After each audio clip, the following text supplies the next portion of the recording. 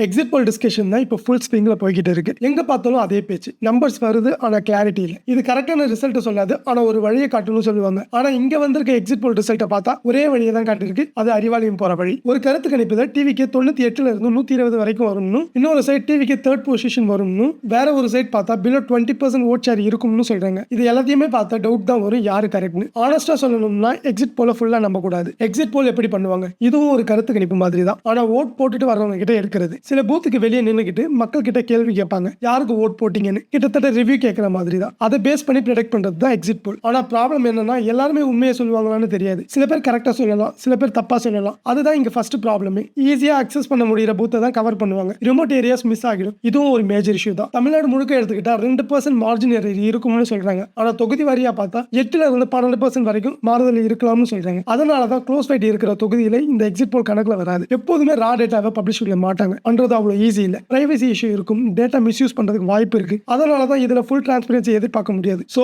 Exit போல் ஒரு int மட்டும் தான், ஃபைனல் ரிசல்ட் இல்ல. இப்போ இன்னொரு இன்ட்ரெஸ்டிங் பாயிண்ட் பார்க்கலாமா? சில அனலிஸ்ட் என்ன சொல்றாங்கன்னா, ஒரு கட்சி மெஜாரிட்டில வர்றது டவுட் தான், துங்கு சட்டசபை வர்றதுக்கு கூட வாய்ப்பு இருக்குன்னு சொல்றாங்க. சில அனலிஸ்ட் கிளியர் மெஜாரிட்டி வரும்னு சொல்றாங்க. அதனால தான் இந்த எக்ஸிட் போல் ரிசல்ட்டை வச்சு நம்ம ஒரு முடிவுக்கு வர முடியாது. எக்ஸ்பர்ட்ஸ் கூட ரொம்ப எச்சரிக்கையோட தான் இதை சொல்றாங்க. சோ எக்ஸிட் போல் ரிசல்ட்டை பார்க்கலாம், அனலைஸ் பண்ணலாம், பட் அதை பார்த்துட்டு ஓவர் ரியாக்ட் மட்டும் பண்ணிடாதீங்க. மே 4 தான் உண்மை தெரியும். இப்போ நீங்க சொல்லுங்க, இந்த எக்ஸிட் போல் ரிசல்ட் நம்புறீங்களா? இது போல இன்ட்ரெஸ்டிங் இன்ஃபர்மேஷன் நியூஸ் தெரிஞ்சுக்க மறக்காம நம்ம சேனலை சப்ஸ்கிரைப் பண்ணிட்டு சப்போர்ட் பண்ணுங்க. நன்றி.